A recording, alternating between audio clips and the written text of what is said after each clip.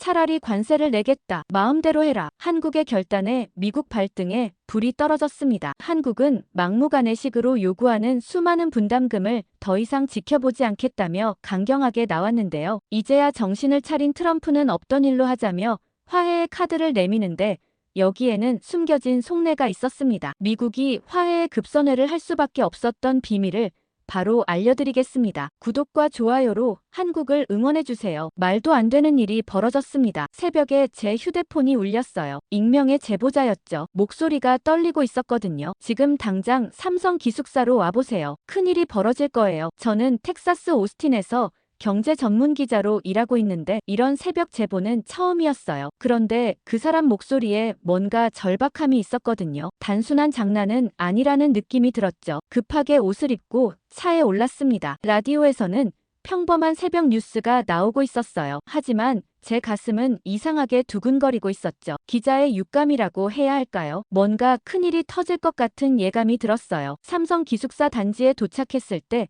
주차장 풍경이 평소와 완전히 달랐어요. 검은 SUV들이 줄지어 서 있었거든요. 정부 차량이 확실했죠. 번호판을 보니 연방정부 소속이더군요. 제 심장이 더 빨리 뛰기 시작했어요. 이건 보통 단속이 아니었습니다. 카메라를 꺼내들고 조심스럽게 접근했어요. 멀리서 무전기 소리가 들렸거든요. 알파팀 정문 진입 완료.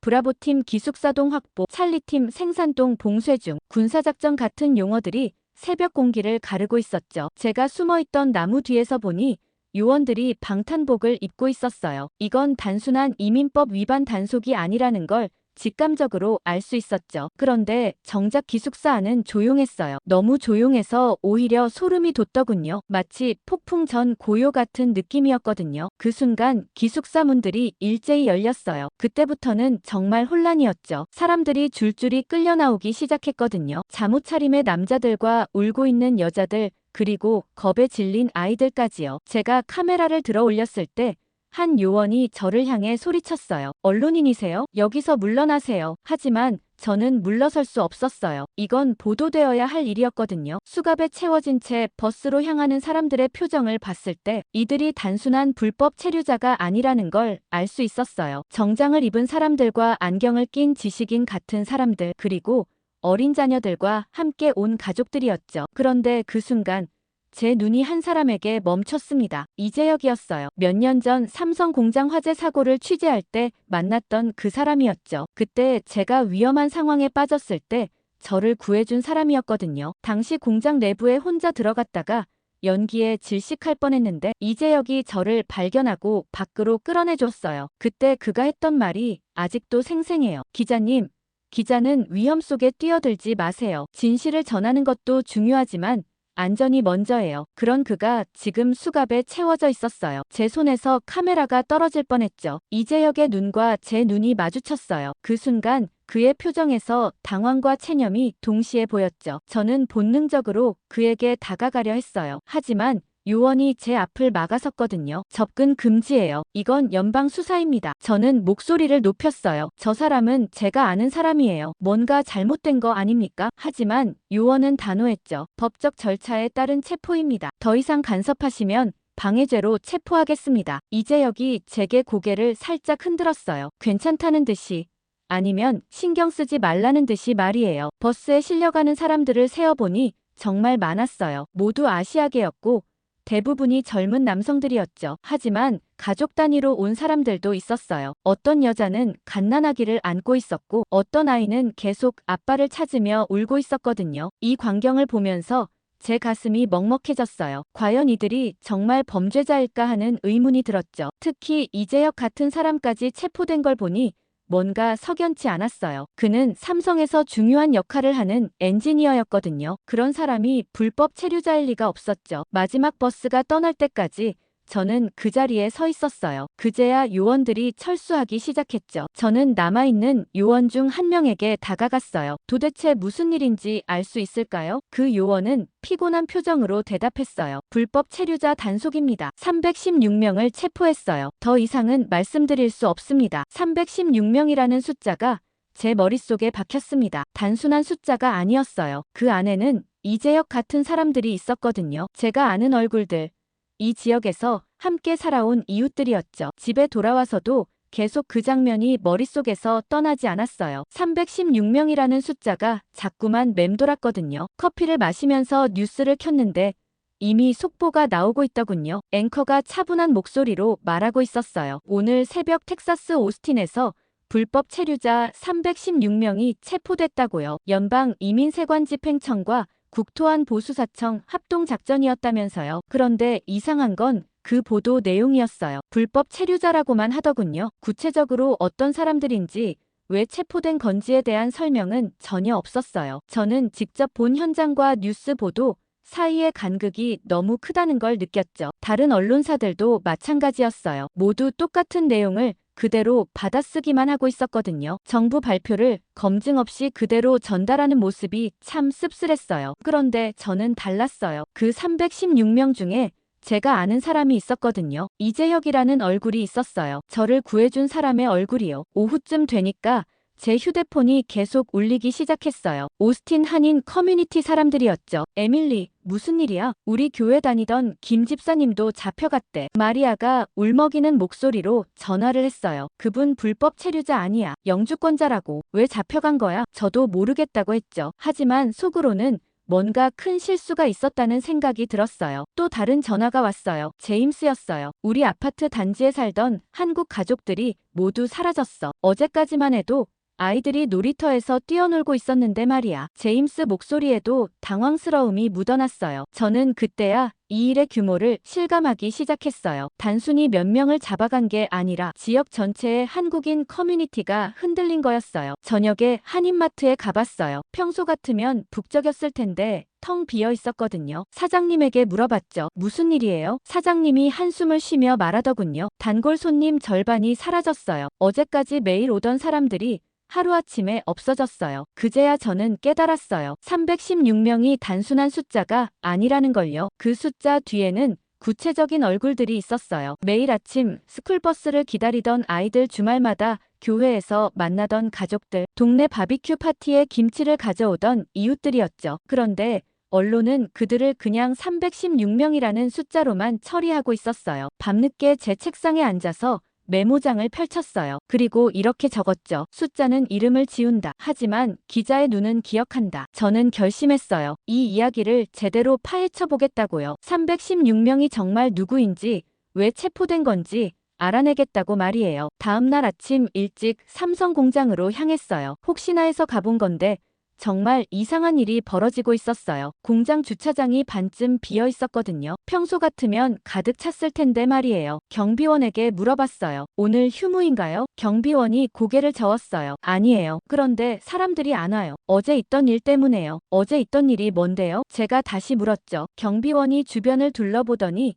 작은 목소리로 말했어요. 우리 핵심 엔지니어들이 많이 잡혀갔어요. 특히 한국 사람들이요. 이제 공장 돌아가기 힘들어질 것 같아요. 그 말을 듣는 순간 제 등골이 서늘해졌어요. 단순한 불법 체류자 단속이 아니었던 거죠. 이건 산업 스파이 수사이거나 아니면 훨씬 더 큰 무언가였어요. 그런데 정부는 여전히 불법 체류자 단속이라고만 발표하고 있었거든요. 뭔가 숨기고 있는 게 분명했어요. 공장 앞 카페에 들어가서 직원들과 이야기를 나눠봤어요. 모두들 걱정스러운 표정이었어요. 한 직원이 말하더군요. 이재혁 수석님 같은 분까지 잡혀가셨어요. 그분은 정말 실력 있는 엔지니어셨는데요. 영어도 잘하시고 미국 문화도 잘 아시는 분이었어요. 불법 체류자일 리가 없죠. 다른 직원도 거들었어요. 맞아요. 그분들은 모두 합법적으로 여기 계신 분들이에요. 회사에서 정식으로 초청한 기술자들이거든요. 왜 잡혀간 건지 이해가 안 돼요. 그 순간 저는 확신했어요. 뭔가 크게 잘못된 일이 벌어졌다는 걸요. 그 확신은 곧 현실로 드러났어요. 다음 날 백악관에서 긴급 브리핑이 열렸거든요. 토머스 필드 경제보좌관이 나와서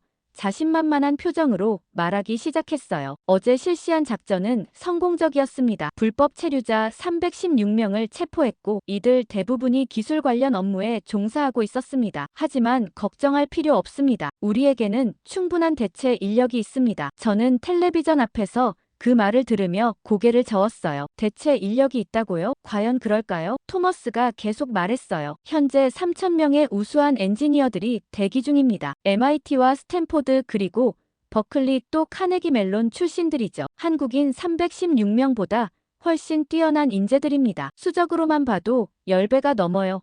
기자들이 질문을 쏟아냈어요. 하지만 토머스는 여유만만했죠. 한국 기술자들이 뭐가 그렇게 특별합니까? 미국에는 세계 최고의 대학들이 있고 세계 최고의 인재들이 있어요. 316명 정도는 충분히 대체 가능합니다. 오히려 이번 기회에 미국 인재들이 더 많은 기회를 얻게 될 거예요. 저는 그 말을 들으며 뭔가 이상하다는 생각이 들었어요. 과연 그렇게 간단한 일일까요? 사실 저는 한국에 가본 경험이 있었거든요. 몇 년 전 삼성 본사를 취재하러 서울에 갔었어요. 그때 본 한국 엔지니어들의 모습이 아직도 생생했죠. 그들은 단순히 학력이 좋은 게 아니었어요. 뭔가 다른 게 있었거든요. 손끝의 감각이라고 해야 할까요? 기계와 대화하는 듯한 능력이 있었어요. 서울 공장에서 만난 한 엔지니어가 저에게 말했던 게 기억나요. 미국 대학에서 배운 이론도 중요하지만 정말 중요한 건 경험이에요. 장비 소리만 들어도 뭐가 잘못됐는지 알 수 있거든요. 그건 교과서에 없는 거예요. 그런데 토머스는 그런 걸 전혀 모르는 것 같았어요. 숫자로만 계산하고 있었죠. 3,000명이 316명보다 많으니까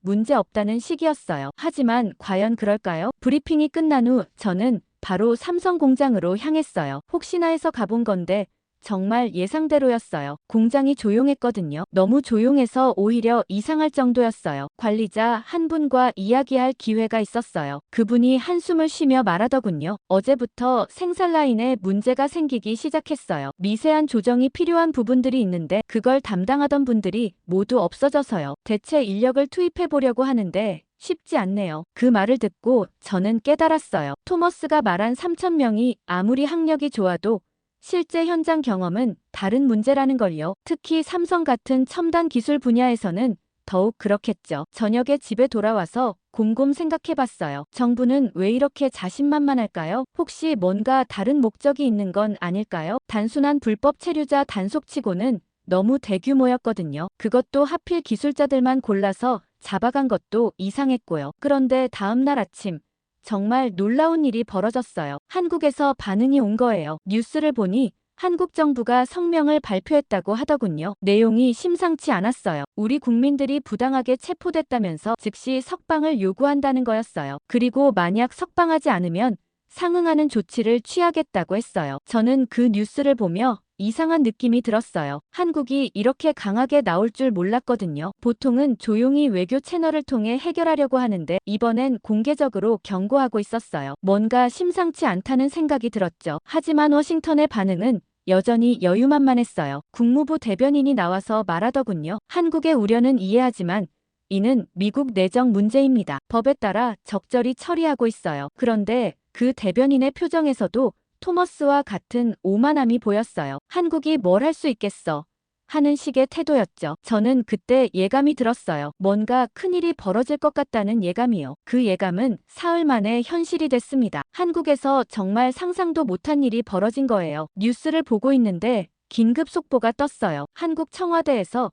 전 세계 언론을 대상으로 기자회견을 연다는 거였어요. 심상치 않다는 생각이 들어서 급하게 생중계를 켰죠. 화면에 나타난 건 한국 국회 대변인장이었어요. 붉은 카펫이 깔린 연단에 한 사람이 올라섰는데 검은 정장을 입은 중년 남성이었어요. 손에는 붉은 봉투가 들려 있었죠. 그 순간부터 제 심장이 빨리 뛰기 시작했어요. 뭔가 중대한 발표가 있을 것 같았거든요. 한도윤 NSC 경제안보 수석이라고 소개됐어요. 그가 마이크 앞에 섰을 때 회장 전체가 조용해졌죠. 그의 목소리는 차갑고 단호했어요. 미국 정부에 전합니다. 그가 붉은 봉투를 들어 올렸을 때 카메라가 클로즈업했어요. 봉인 라벨에 선명하게 적힌 글자가 보였죠. 72시간이라는 뜻이었어요. 빨간 글씨가 마치 피처럼 보였어요. 이 봉투 안에는 우리의 답이 들어있습니다. 72시간. 그것이 우리가 드리는 시간입니다. 한도윤의 말에 전 세계 기자들이 술렁이기 시작했어요. 저도 마찬가지였죠. 72시간이 뭘 의미하는 건지 정확히는 모르겠지만 어떤 최후 통첩 같은 느낌이 들었거든요. 우리 기술자들이 없는 미국 공장이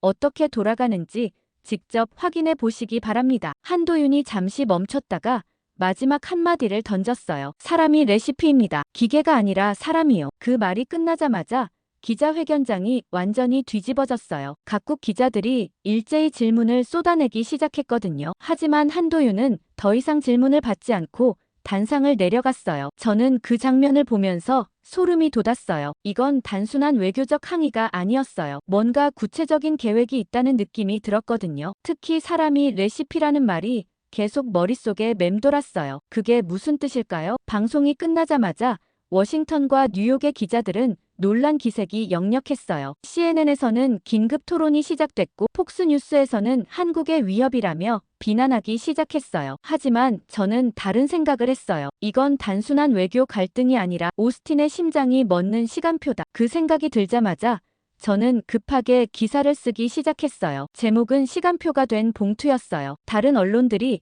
한국의 위협이나 외교 갈등에만 집중하고 있을 때 저는 오스틴 지역에 미칠 영향을 생각하고 있었거든요. 과연 72시간 동안 무슨 일이 벌어질까요? 그런데 워싱턴의 반응은 여전히 안일했어요. 백악관에서 즉시 반박 성명을 냈거든요. 한국의 일방적 통보에 유감을 표한다. 미국은 어떤 위협에도 굴복하지 않을 것이다. 우리는 충분한 대체 인력을 확보하고 있다. 토머스 필드도 다시 나와서 말했어요. 72시간이든 72일이든 상관없습니다. 우리에게는 3,000명의 우수한 엔지니어가 있어요. 한국이 뭘 할 수 있겠습니까? 하지만 저는 그 자신감이 곧 무너질 거라는 예감이 들었어요. 한도윤의 표정에서 뭔가 확신 같은 게 보였거든요. 그는 허세를 부리는 게 아니라 정말로 뭔가를 알고 있는 것 같았어요. 오후에 삼성 공장에 가봤는데 분위기가 심상치 않았어요. 직원들이 모두 불안해하고 있었거든요. 한국에서 뭔가 큰 발표를 했다던데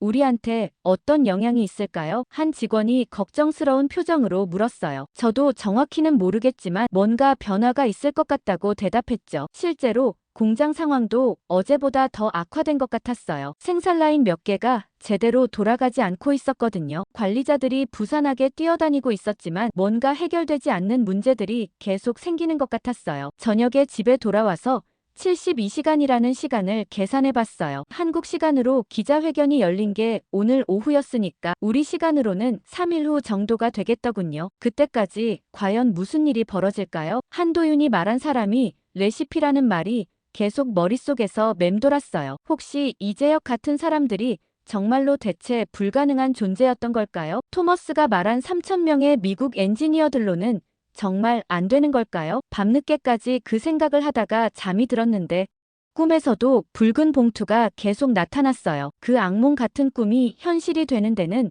하루도 걸리지 않았어요. 다음 날 아침 일찍 삼성 공장으로 향했는데 주차장 풍경부터 심상치 않았거든요. 평소 같으면 새벽 7시에도 가득 찬 주차장이 반쯤 비어 있었어요. 뭔가 이상하다는 생각이 들어서 급하게 공장 안으로 들어갔죠. 경비원이 저를 알아보고 말하더군요. 에밀리 기자님, 오늘은 취재하기 어려울 것 같아요. 상황이 좀 복잡해서요. 무슨 상황인데요? 제가 물었더니 경비원이 고개를 저으며 말했어요. CIS 라인에 문제가 생겼대요. 어제부터 불량률이 계속 올라가고 있어서 관리자들이 난리예요. CIS라는 게 뭔지 잘 몰랐지만 뭔가 중요한 부품을 만드는 곳인 것 같았어요. 공장 안으로 들어가 보니 정말 심각한 상황이었어요. 평소 같으면 조용히 돌아가던 생산 라인이 계속 멈춰섰다가 돌아가기를 반복하고 있었거든요. 기술자들이 부산하게 뛰어다니고 있었지만 뭔가 해결되지 않는 문제가 있는 것 같았어요. 한 관리자와 이야기할 기회가 있었는데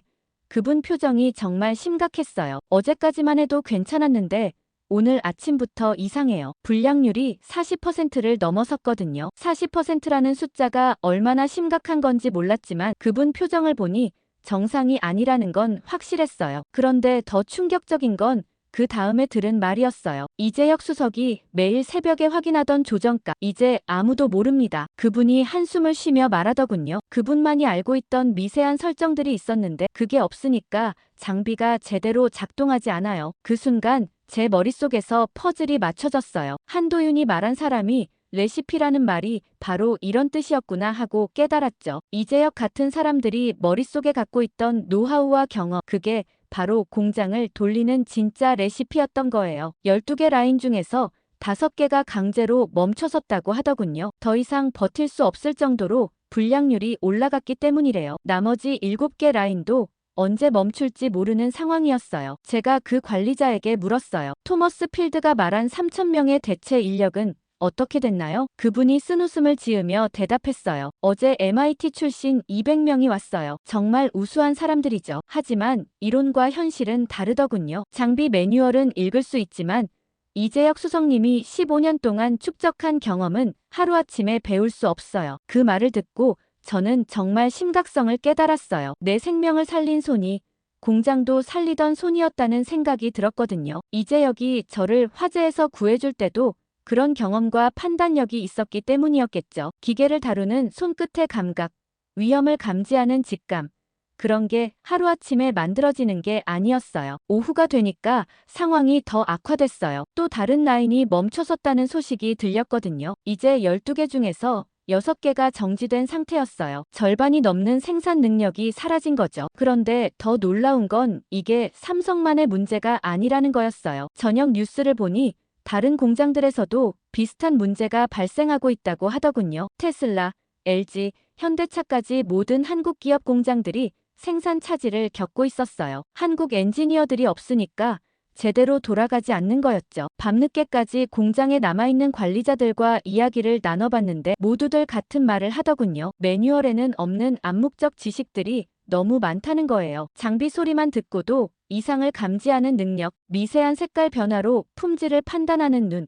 그런 것들은 책으로 배울 수 없다는 거였어요. 한 기술자가 말하더군요. 저희도 같은 장비를 다뤄봤지만 한국 엔지니어들과는 차원이 달라요. 그분들은 기계와 대화하는 것 같았어요. 집에 돌아오는 길에 72시간이라는 시간을 다시 생각해봤어요. 첫날부터 이런 상황이면 3일 후에는 어떻게 될까요? 한도윤의 계산이 정확했던 것 같아요. 정말로 72시간이면 미국 공장들이 제대로 돌아갈 수 없을 거라는 계산을 다음날 아침에 확실히 알게 됐어요. 공장에 도착하자마자 한 동료 엔지니어가 저를 붙잡고 이야기를 해주더군요. 이분은 이재혁과 함께 일했던 미국인 기술자였는데 표정이 정말 심각했어요. 에밀리, 당신이 이재혁에 대해 알고 싶어 한다면서요? 네, 맞아요. 그분에 대해 더 알고 싶어요. 제가 대답하자 그분이 한숨을 쉬며 말하기 시작했어요. 그분은 정말 특별한 사람이었어요. 단순히 실력이 좋다는 차원이 아니라 뭔가 다른 게 있었거든요. 어떤 면에서 다른 건가요? 제가 물었더니 그분이 잠시 생각하더니 말하더군요. 그는 장비의 소리만 듣고도 이상을 알아챘어요. 미세한 진동, 색깔 변화.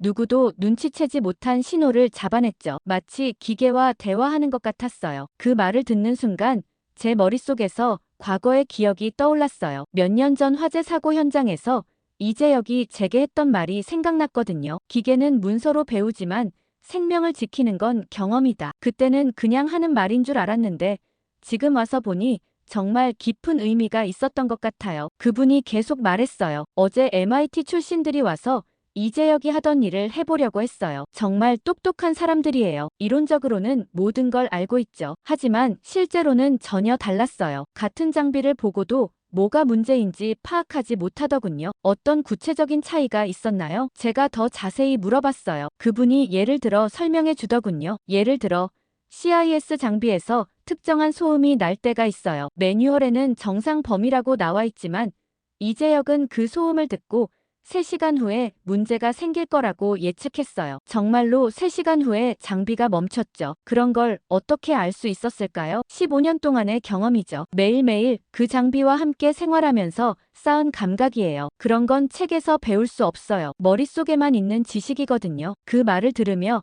저는 점점 더 심각성을 깨달았어요. 단순히 이재혁만의 문제가 아니라는 걸 알 수 있었거든요. 다른 한국 엔지니어들도 마찬가지였을 거예요. 각자가 오랜 시간 동안 축적한 경험과 노하우가 있었을 텐데 그게 하루아침에 사라진 거였죠. 그분이 또 다른 예를 들어주더군요. 이재혁은 반도체 웨이퍼의 색깔만 봐도 수율을 예측할 수 있었어요. 현미경으로 봐야 하는 미세한 차이를 육안으로 구분했거든요. 어떻게 그런 게 가능한 건가요? 제가 놀라서 물었더니 그분이 말하더군요. 처음에 저도 믿을 수 없었어요. 하지만 몇 번 확인해보니 정말이더라고요. 그분이 불량이라고 한 웨이퍼는 나중에 검사해보면 정말 문제가 있었어요. 반대로 괜찮다고 한 건 모두 정상이었고요. 그런 능력은 어디서 나오는 건가요? 저는 정말 궁금했어요. 그분이 진지한 표정으로 대답했어요. 매일 수천 개의 웨이퍼를 보면서 쌓인 경험이죠. 처음에는 저희도 현미경이나 측정 장비에 의존했어요. 하지만 이재혁은 달랐어요. 그분은 웨이퍼와 친구가 된 것 같았거든요. 그 말을 듣고 저는 이재혁이 저를 구해줬던 그날의 상황을 다시 떠올렸어요. 그때도 그분은 연기가 자욱한 상황에서도 정확히 안전한 길을 찾아냈었거든요. 다른 사람들은 모두 혼란스러워하고 있을 때 그분만은 침착하게 상황을 판단하고 있었어요. 그것도 경험에서 나온 능력이었겠죠. 그분이 마지막으로 말하더군요. 이재혁뿐만 아니라 다른 한국 엔지니어들도 마찬가지였어요. 각자가 담당하는 분야에서 그런 특별한 능력을 갖고 있었거든요. 그분들이 없으니까 공장 전체가 흔들리고 있는 거예요. 저는 그때 확실히 깨달았어요. 이 단속을 단순한 취재가 아닌 자신의 빚을 갚는 기록으로 봐야 한다는 걸요. 이재혁이 제 생명을 구해준 것처럼 이제 제가 그의 억울함을 알려야 한다는 생각이 들었거든요. 그리고 그것만이 아니라 316명 모든 사람들의 진실을 밝혀야 한다는 사명감도 느꼈어요. 오후에 다른 부서 사람들과도 이야기를 나눠봤는데 모두 비슷한 이야기를 하더군요. 각 부서마다 이재혁 같은 핵심 인물이 있었는데 그 사람들이 모두 없어지니까 전체 시스템이 마비되고 있다는 거였어요. 한 품질 관리 담당자가 말하더군요. 저희도 같은 장비를 쓰고 같은 매뉴얼을 보지만 결과가 완전히 달라요. 뭔가 빠뜨린 게 있는 것 같은데 그게 뭔지 모르겠어요. 그 말을 듣고 저는 한도윤의 말이 얼마나 정확했는지 새삼 깨달았어요. 정말로 사람이 레시피였던 거예요. 사흘째 되는 날이었어요. 아침에 일어나서 뉴스를 봤는데 정말 믿을 수 없는 소식이 나오고 있었거든요. 애플에서 긴급 기자회견을 연다고 했어요. 원래 오늘이 아이폰 18 발표일이었는데 뭔가 문제가 생긴 것 같더군요. 저는 급하게 온라인 생중계를 켰어요. 쿠퍼티노 애플 본사. 평소 같으면 화려했을 발표회장이 왠지 어둡고 침울해 보였어요. 팀 쿡이 무대에 올랐는데 평소에 자신감 넘치는 모습과는 완전히 달랐어요. 표정이 굳어 있었고 목소리도 떨리고 있었거든요. 오늘은 특별한 날입니다. 팀 쿡이 말을 시작했어요. 아이폰 18을 소개하게 되어 그런데 말을 하다가 멈췄어요. 뭔가 망설이는 것 같았죠. 거대한 스크린에 아이폰 18이 나타났는데 정말 아름다운 디자인이었어요. 관객들의 탄성이 터져나왔죠. 하지만 저는 뭔가 이상하다는 느낌이 들었어요. 팀 쿡의 표정이 너무 어둡잖아요. 이제 혁신적인 카메라 시스템을 보여드리겠습니다. 팀 쿡이 주머니에서 아이폰을 꺼냈어요. 그런데 뭔가 어색했어요. 평소 같으면 자신있게 조작하는데 오늘은 망설이고 있었거든요. 카메라 앱을 실행해 보겠습니다. 팀 쿡이 화면을 터치했어요. 그런데 그 순간 정말 충격적인 일이 벌어졌어요. 화면에 센서 연결 실패라는 문구가 떴거든요. 검은 화면에 빨간 글씨로 말이에요. 관객석이 술렁이기 시작했어요. 기자들이 웅성거리고 있었죠. 팀 쿡이 당황한 기색을 감추려고 했지만 이미 다 들통났어요. 기술적 문제가 있는 것 같습니다. 팀 쿡이 얼버무렸지만 기자들은 가만히 있지 않았어요. 한 기자가 소리쳤어요. 실제로 사진을 찍어 보실 수 있습니까? 다른 기자도 외쳤어요. 왜 카메라가 작동하지 않나요? 삼성 부품 공급 중단 때문 아닙니까? 그 순간 팀 쿡의 이마에 땀이 맺히는 게 보였어요. 화면을 자세히 보니 카메라 부분이 정말 비어 있었어요. 렌즈가 있어야 할 자리가 텅 빈 거죠. 저는 그 순간 깨달았어요. 삼성 오스틴에서 만드는 CIS 센서가 없으니까 아이폰 카메라를 만들 수 없는 거였어요. 발표회장이 완전히 뒤집어졌어요. 기자들이 계속 질문을 쏟아내고 있었거든요. 언제부터 공급이 중단됐나요? 대체 업체는 없습니까? 출시일은 연기되는 건가요? 팀 쿡이 서둘러 발표를 마무리하려 했지만 이미 늦었어요. 세계 최고 기업이 제품 하나 제대로 보여주지 못하는 모습을 전 세계가 목격한 거였죠. 발표회가 끝나자마자 저는 급하게 기사를 쓰기 시작했어요. 제목은 세계 최고의 기업, 단 한 사람의 부재에 무너진 날이었어요. 정확히는 단 한 사람이 아니라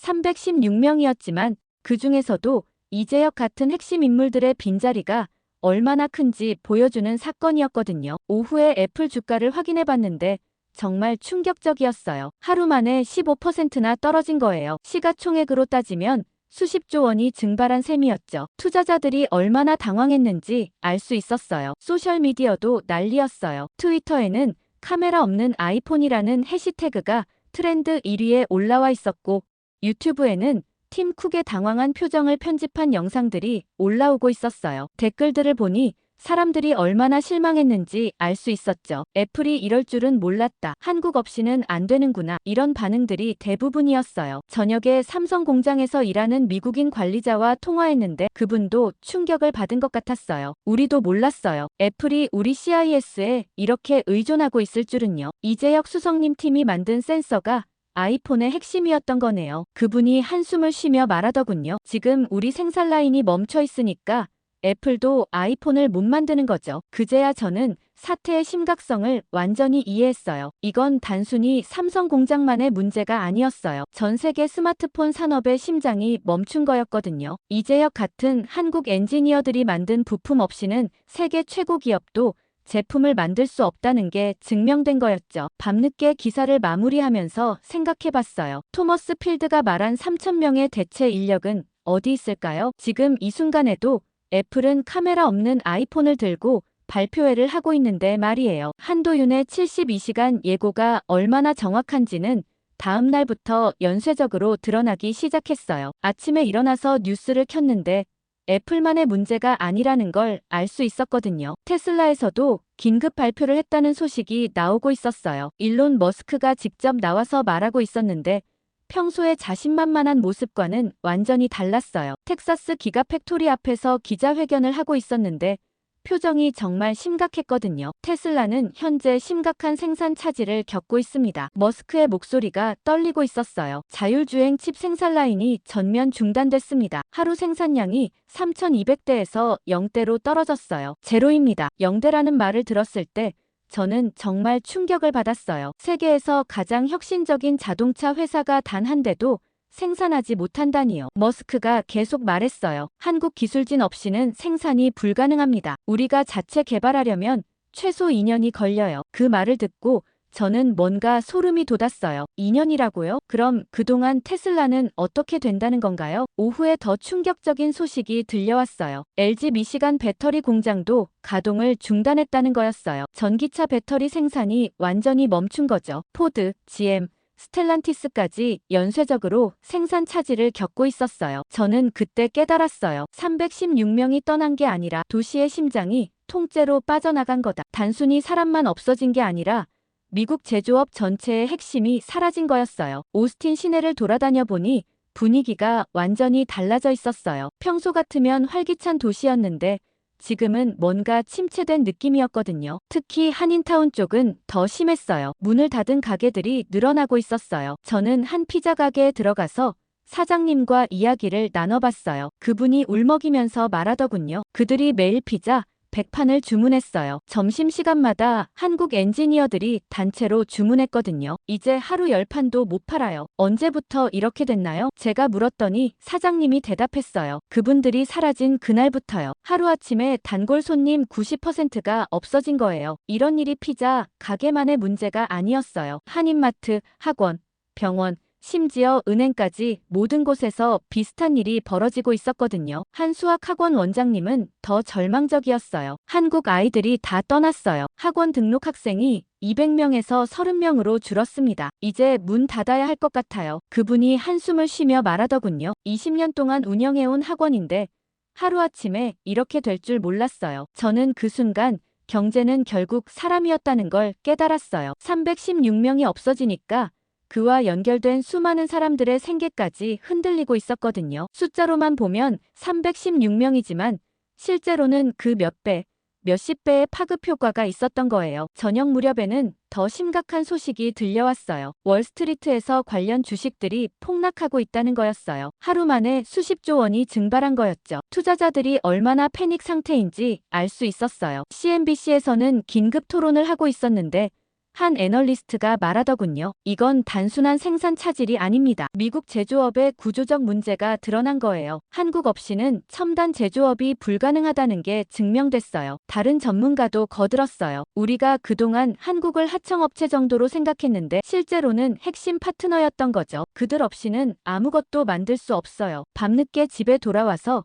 그동안 써온 기사들을 다시 읽어봤어요. 처음에는 단순한 단속 사건으로 시작됐는데 지금은 미국 경제 전체를 흔드는 대사건이 되어 있었어요. 그런데 여전히 워싱턴에서는 강경한 입장을 고수하고 있었어요. 토머스 필드가 또 나와서 말하더군요. 일시적인 혼란일 뿐입니다. 곧 정상화될 거예요. 하지만 현실은 전혀 달랐어요. 매일매일 상황이 더 악화되고 있었거든요. 다음 날 아침 오스틴 거리를 걸으면서 확실히 알 수 있었어요. 평소 같으면 북적였을 한인타운이 완전히 다른 모습이었거든요. 코리아 프라자라는 대형 쇼핑몰 앞을 지나는데 주차장이 텅 비어 있었어요. 100개가 넘는 상점이 있던 곳인데 절반 이상이 철문을 내리고 있었죠. 저는 충격을 받고 그 안으로 들어가 봤어요. 평소 같으면 사람들로 가득했을 복도가 유령 도시 같았거든요. 몇 군데 문을 연 가게들도 있었지만 손님은 거의 없었어요. 한 음식점 사장님에게 말을 걸어봤는데 그분이 정말 절망적인 표정으로 대답하더군요. 일주일 전까지만 해도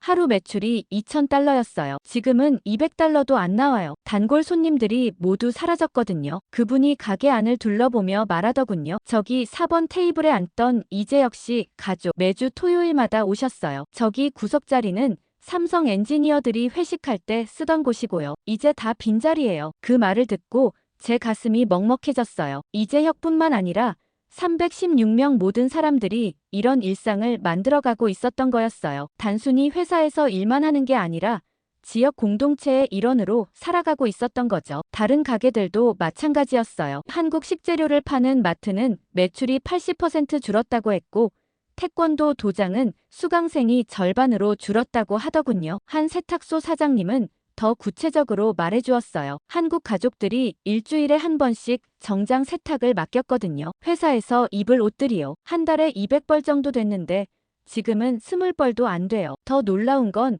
이런 영향이 한인 상권에만 머물지 않는다는 거였어요. 오스틴 전체 경제가 흔들리고 있었거든요. 시내 한 카페에 갔는데 미국인 사장님이 걱정스러운 표정으로 말하더군요. 평일 점심시간에 한국 엔지니어들이 많이 왔어요. 회의하면서 커피 마시고 가는 분들이요. 그분들 덕분에 매출이 30% 정도 올라갔었는데 지금은 예전보다도 못해요. 왜 예전보다도 못하냐고 물어봤더니 그분이 설명해 주더군요. 한국 분들이 없어지니까 전체 지역 분위기가 침체됐어요. 다른 손님들도 줄어들고 있어요. 뭔가 불안한 분위기가 돌고 있거든요. 정말 그랬어요. 오스틴 전체가 뭔가 활기를 잃은 것 같았어요. 평소 같으면 북적였을 거리가 조용했고 사람들 표정도 어두워 보였거든요. 학교 앞을 지나다가 더 가슴 아픈 장면을 봤어요. 한 초등학교 앞에서 미국 아이들이 한국 친구들 이름을 부르며 찾고 있었거든요. 지민이 어디 갔어? 어제까지 같이 놀았는데. 한 아이가 울먹이며 말하고 있었어요. 선생님이 다가와서 그 아이를 달래고 있었지만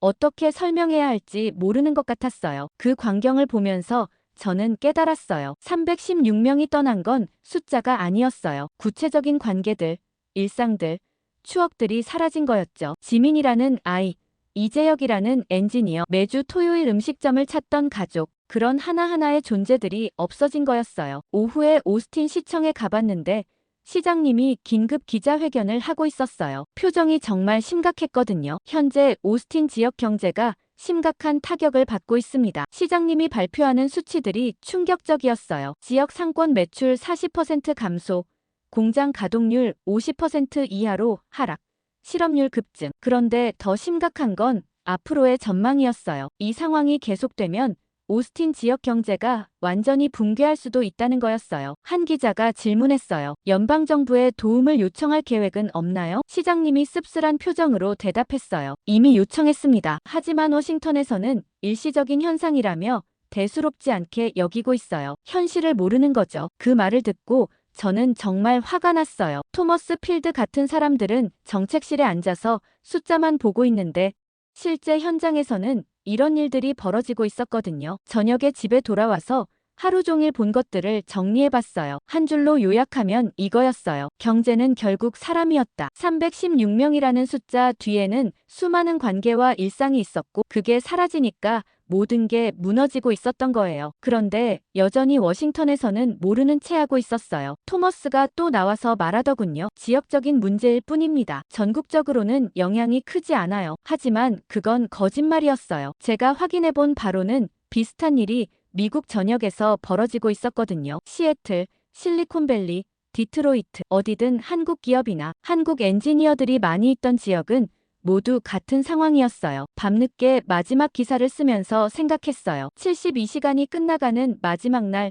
의회에서 비공개 긴급 청문회가 열렸다는 소식을 들었거든요. 저는 급하게 워싱턴으로 향하는 비행기를 탔어요. 국회의사당에 도착했을 때는 이미 밤이었는데 건물에 불이 환하게 켜져 있었어요. 뭔가 중대한 일이 벌어지고 있다는 걸 알 수 있었죠. 청문회장 밖에서 기다리고 있는데 안에서 큰 소리가 들렸어요. 누군가 화를 내고 있는 것 같았거든요. 1시간 정도 지나서 잠시 휴정이 선언됐을 때 한 의원 보좌관이 나와서 저에게 귀띔해줬어요. 안에서 난리 났어요. FBI 조사 보고서가 나왔는데 내용이 정말 충격적이래요. 어떤 내용인데요? 제가 물었더니 그 보좌관이 주변을 둘러보고 작은 목소리로 말하더군요. 체포된 316명 중에 불법 체류자는 단 3명뿐이었대요. 나머지는 모두 합법적인 체류자들이었다고요. 제가 깜짝 놀라서 되물었어요. 그럼 왜 체포한 거예요? 그 보좌관이 고개를 저으며 말하더군요. 그게 문제예요. 명확한 근거가 없었던 것 같아요. 그냥 한국 기술자들을 압박하려는 목적이었던 것 같다는 거예요. 청문회가 다시 시작됐을 때 저는 방청석에서 상황을 지켜볼 수 있었어요. 의장이 FBI 보고서를 읽어내려가는 모습이 정말 충격적이었거든요. 체포된 316명의 신상 정보를 분석한 결과입니다. 의장의 목소리가 회의장에 울려 퍼졌어요. 박사학위 소지자 30명, 석사학위 소지자 120명, 평균 근무 경력 12년. 이들은 모두 각 분야의 전문가들이었습니다. 의원들이 술렁이기 시작했어요. 한 의원이 벌떡 일어나서 소리쳤어요. 그럼 우리가 미국 경제의 핵심 인력을 내쫓은 거 아닙니까? 다른 의원도 거들었어요. 토머스 필드는 어디 있습니까? 책임자가 나와서 해명해야죠. 하지만 토머스는 오지 않았어요. 대신 상무부 차관이 나와서 해명하려 했지만 의원들의 질타가 쏟아졌죠. 더 충격적인 건 그 다음에 발표된 내용이었어요. 조사관이 새로운 자료를 제시했거든요. 316명이 담당하던 업무를 분석한 결과 4,000개의 핵심 공정 파라미터 중 절반 이상이 문서화되지 않은 경험적 지식이었다는 거였어요. 한 의원이 중얼거렸어요. 3,000명을 모아도 단 한 사람을 대체하지 못했구나. 그 말이 회의장 전체에 무거운 침묵을 가져왔어요. 모든 의원들이 사태의 심각성을 깨닫기 시작한 거였죠. 조사관이 계속 발표했어요. 특히 이재혁 수석 엔지니어의 경우 그가 관리하던 CIS 생산 라인은 현재 완전 가동 중단 상태입니다. 15년간의 경험으로 축적된 그의 지식은 어떤 매뉴얼로도 대체할 수 없는 것으로 나타났습니다. 저는 그 말을 들으며 가슴이 뭉클해졌어요. 저를 구해준 이재혁의 손길이 이렇게 많은 사람들의 생계와 직결되어 있었던 거였거든요. 한 의원이 질문했어요. 그럼 우리가 잃은 건 단순한 노동력이 아니라는 말입니까? 조사관이 단호하게 대답했어요. 맞습니다. 우리가 잃은 건 노동자가 아니라 설계자들이었습니다. 그들이 미국 첨단 제조업의 실질적인 설계자들이었던 거죠. 그때 한 의원이 폭발했어요. 그럼 누가 이런 결정을 내린 겁니까? 우리가 스스로 경쟁력을 포기한 거 아닙니까? 회의장이 완전히 뒤집어졌어요. 의원들이 서로 책임을 묻기 시작했고 누구 하나 명확한 답을 주지 못했어요. 모두가 다른 사람 탓을 하고 있었죠. 밤 11시가 넘어서야 청문회가 끝났는데 결론은 명확했어요. 미국이 큰 실수를 했다는 거였죠. 의장이 마지막에 말한 내용이 특히 인상적이었어요. 우리는 한국을 하청업체로 생각했습니다. 하지만 그들은 우리 산업의 심장이었어요. 심장을 잘라내고 어떻게 살 수 있겠습니까? 청문회가 끝난 후 복도에서 몇몇 의원들과 이야기를 나눌 기회가 있었어요. 모두들 충격을 받은 것 같았거든요. 한 의원이 말하더군요. 솔직히 우리도 몰랐어요. 한국 기술자들이 이렇게 중요한 역할을 하고 있을 줄은요. 우리는 그냥 아시아에서 온 노동자 정도로 생각했거든요. 다른 의원도 거들었어요. 그런데 정작 그 청문회에서 가장 중요한 사람이 빠져 있었어요. 토머스 필드였죠. 경제보좌관으로서 이 모든 일의 설계자였던 그 사람이 어디에도 보이지 않았거든요. 저는 청문회가 끝난 후 토머스를 찾아보기로 했어요. 그가 지금 어떤 생각을 하고 있는지 정말 궁금했거든요. 백악관 서관에 있는 그의 사무실로 갔는데 평소 같으면 바쁘게 돌아갔을 곳이 이상하게 조용했어요. 비서에게 물어보니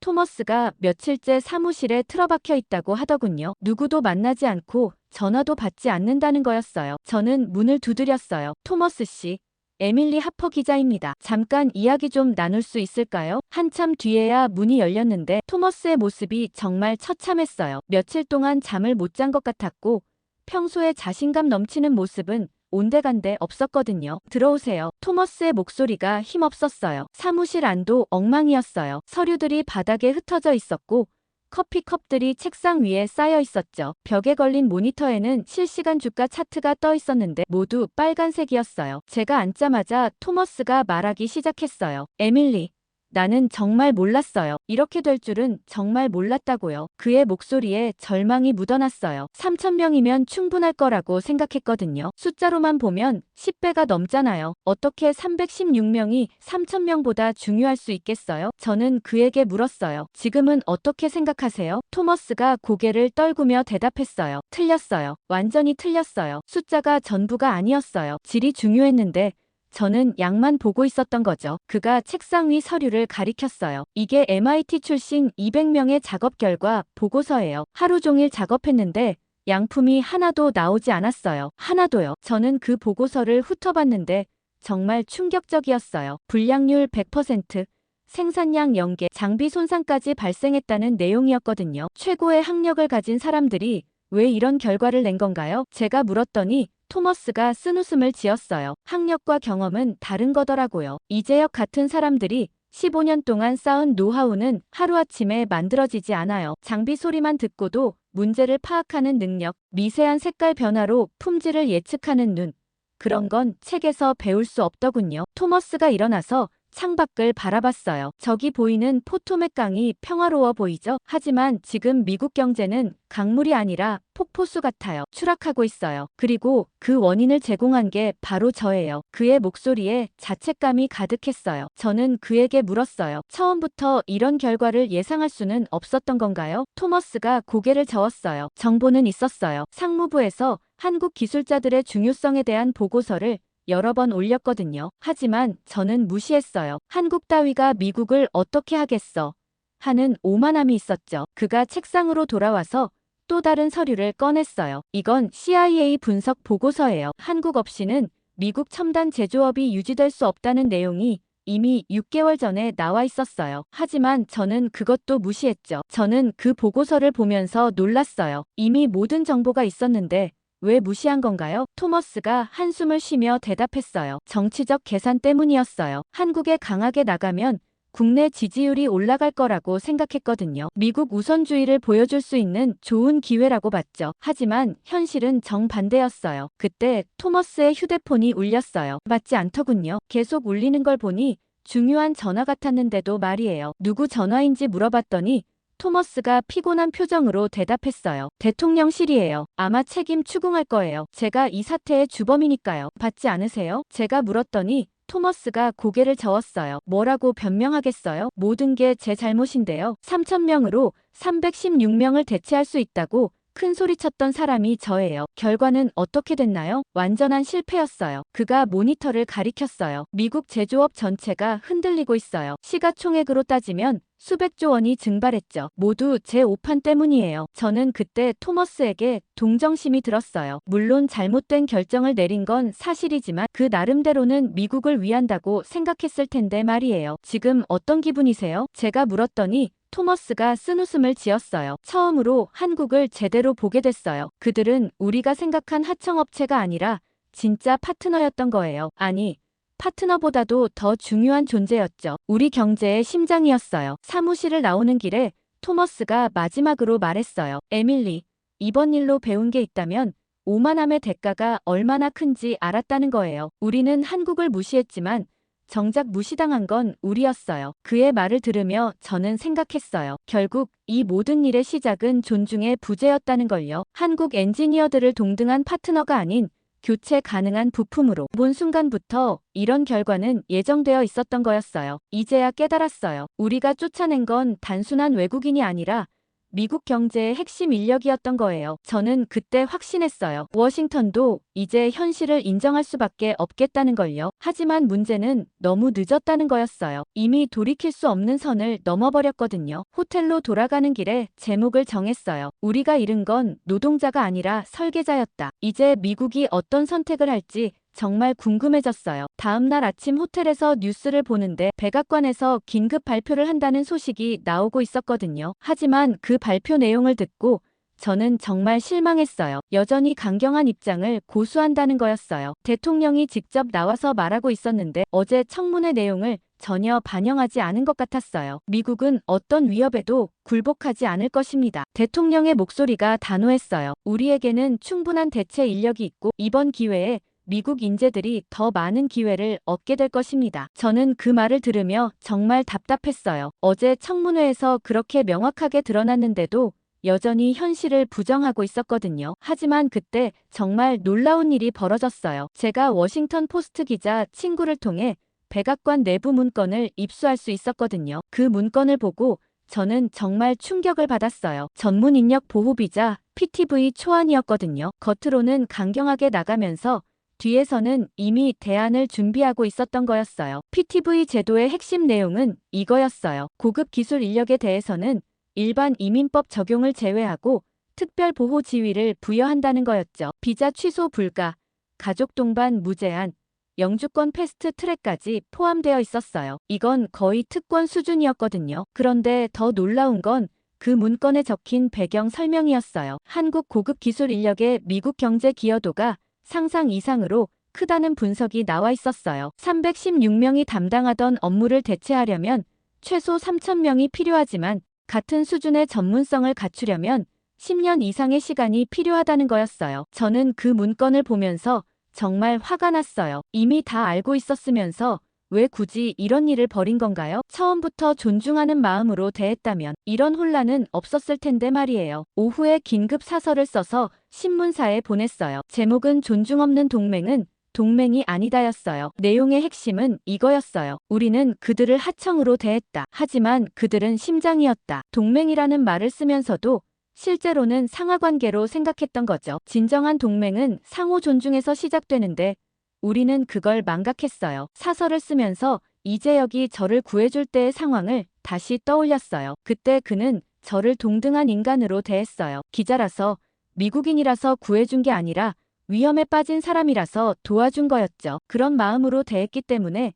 진정한 도움이 될 수 있었던 거예요. 하지만 우리는 어떻게 했나요? 한국 엔지니어들을 단순한 노동력으로만 봤어요. 언제든 교체 가능한 부품 정도로 생각했죠. 그런 마음으로는 진정한 협력이 불가능해요. 저녁에 한국 대사관에서 연락이 왔어요. 한국 정부에서 추가 성명을 발표할 예정이라는 거였어요. 72시간이 끝나는 시점에서 최종 입장을 밝힌다는 거였죠. 저는 급하게 대사관으로 향했어요. 대사관 앞에는 이미 각국 기자들이 몰려 있었거든요. 모두들 긴장한 표정이었어요. 한국이 어떤 카드를 꺼낼지 궁금했던 거죠. 성명서가 발표됐을 때 저는 정말 놀랐어요. 예상보다 훨씬 강경한 내용이었거든요. 미국의 사과와 PTV 제도 도입을 요구한다는 거였어요. 그리고 만약 받아들이지 않으면 추가 조치를 취하겠다고 했어요. 구체적으로 어떤 조치인지는 명시하지 않았지만 뭔가 더 큰 카드가 있다는 느낌이 들었어요. 성명서 발표 후 한국 대사와 짧은 인터뷰를 할 수 있었어요. 대사님이 말씀하시더군요. 이건 단순한 외교 갈등이 아닙니다. 인간의 존엄성과 관련된 문제예요. 우리 국민들이 범죄자 취급을 받으며 체포됐는데 그냥 넘어갈 수는 없어요. 대사님의 목소리에 진심이 담겨 있었어요. 이건 정치적 계산이 아니라 정말로 화가 나 있다는 느낌이었거든요. 제가 물었어요. 만약 미국이 요구를 거부하면 어떻게 되나요? 대사님이 잠시 망설이더니 말씀하시더군요. 우리도 선택의 여지가 있습니다. 미국만이 우리의 기술을 필요로 하는 게 아니거든요. 중국, 유럽, 일본 모두 우리를 환영할 겁니다. 그 말을 듣고 저는 소름이 돋았어요. 정말로 한국이 미국을 떠날 수도 있다는 거였어요. 그럼 미국 제조업은 어떻게 될까요? 밤늦게 호텔로 돌아와서 오늘 하루를 정리해봤어요. 72시간이 끝나가고 있는데 미국은 여전히 현실을 인정하지 않고 있었어요. 겉으로는 강경하게 나가면서 뒤로는 양보안을 준비하고 있었지만 정작 가장 중요한 건 놓치고 있었어요. 진정한 사과와 존중이었죠. 한국이 원하는 건 단순히 비자 제도가 아니었어요. 인간적인 대우, 동등한 파트너로서의 인정이었거든요. 하지만 미국은 여전히 그걸 이해하지 못하고 있었어요. 하지만 다음 날 아침 워싱턴에서 정말 놀라운 소식이 들려왔거든요. 대통령이 직접 나와서 공식 사과를 발표한다는 거였어요. 저는 급하게 백악관 브리핑룸으로 향했어요. 브리핑룸에 도착했을 때 분위기가 완전히 달라져 있었어요. 평소 같으면 자신만만했을 백악관 관계자들의 표정이 모두 굳어 있었거든요. 뭔가 큰 결정이 내려졌다는 걸 알 수 있었죠. 대통령이 연단에 올랐을 때 저는 정말 놀랐어요. 평소의 카리스마는 사라지고 지친 모습이었거든요. 그리고 그의 첫마디가 더 충격적이었어요. 미국 정부는 한국 기술자들에게 저지른 잘못을 인정합니다. 대통령이 고개를 숙이며 말했어요. 우리는 큰 실수를 했습니다. 316명을 체포한 것은 근거 없는 조치였고 이로 인해 양국 관계와 미국 경제에 큰 타격을 입혔습니다. 진심으로 사과드립니다. 브리핑룸이 완전히 조용해졌어요. 미국 대통령이 다른 나라에 공개적으로 사과하는 건 정말 드문 일이었거든요. 그만큼 상황이 심각했다는 뜻이었죠. 대통령이 계속 말했어요. 오늘부터 전문 인력 보호 비자 PTV 제도를 도입하겠습니다. 고급 기술 인력에 대해서는 특별한 보호와 혜택을 제공할 것입니다. 그리고 체포된 316명 전원에 대한 피해 보상도 실시하겠습니다. 기자들이 일제히 질문을 쏟아내기 시작했어요. 하지만 저는 다른 생각을 하고 있었어요. 과연 한국이 이를 받아들일까요? 이미 너무 많은 상처가 났는데 이 정도로 충분할까요? 오후에 한국에서 반응이 왔어요. 한국 정부에서 신중하게 검토하겠다는 입장을 발표했거든요. 즉시 받아들이지는 않겠다는 뜻이었어요. 당연한 일이었죠. 72시간 동안 미국 경제가 마비되는 걸 보여준 한국 입장에서는 단순한 사과로는 부족했을 거예요. 그런데 며칠 후 정말 놀라운 소식이 들려왔어요. 한국에서 첫 번째 복귀 그룹을 보낸다는 거였어요. 316명 중 일부가 다시 미국으로 돌아온다는 거였죠. 저는 급하게 오스틴 공항으로 향했어요. 혹시 이재혁도 함께 올까 싶어서였거든요. 공항에 도착했을 때는 이미 많은 사람들이 기다리고 있었어요. 삼성 관계자들, 지역 언론, 그리고 한국 엔지니어들의 가족들까지 모여 있었죠. 모두들 기대와 불안이 섞인 표정이었어요. 비행기 문이 열리고 첫 번째로 나온 사람을 봤을 때 저는 눈물이 날 뻔했어요. 이재혁이었거든요. 일주일 만에 다시 본 그의 모습이 정말 반가웠어요. 하지만 그의 표정에는 복잡한 감정이 섞여 있었죠. 기쁨도 있었지만 여전히 조심스러운 기색도 보였어요. 저는 다가가서 말했어요. 이재혁님, 다시 오신 것을 환영합니다. 이재혁이 저를 알아보고 미소를 지었어요. 에밀리 기자님, 그동안 좋은 기사 많이 써주셨다고 들었어요. 감사합니다. 그의 말에 저는 부끄러워졌어요. 감사할 건 제가 해야 할 말이었거든요. 그분이 저를 구해준 것처럼 이번에는 제가 그분들의 억울함을 알리려고 노력했을 뿐이었어요. 공항에서 삼성 공장으로 가는 길에 이재혁과 이야기할 기회가 있었어요. 그가 말하더군요. 솔직히 다시 올지 많이 고민했어요. 하지만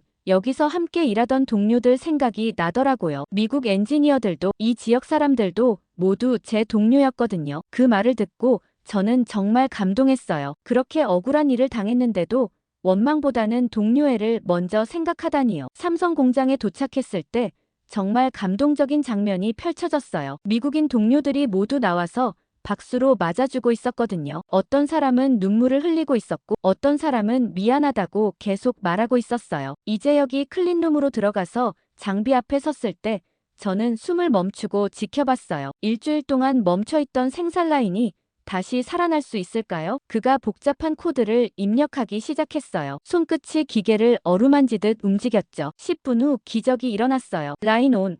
생산 재개. 첫 번째 라인이 다시 살아난 거였어요. 클린룸에 있던 모든 사람들이 박수를 쳤습니다. 저도 모르게 눈물이 났어요. 이재혁이 저에게 다가와서 말했어요. 에밀리 기자님, 제가 예전에 말씀드렸죠? 사람이 레시피라고요. 기계도 중요하지만 결국은 사람이 만드는 거예요. 그날 저녁까지 이재혁 팀은 7개 라인을 복구했어요. 절반이 넘는 생산 능력이 회복된 거죠. 하지만 완전한 회복은 아니었어요. 아직 많은 엔지니어들이 돌아오지 않았거든요. 신뢰를 회복하는 데는 시간이 필요했어요. 밤늦게 마지막 기사를 쓰면서 저는 이렇게 마무리했어요. 내 생명을 구한 손길이 이제 도시의 심장을 다시 뛰게 했다. 숫자가 아닌 사람.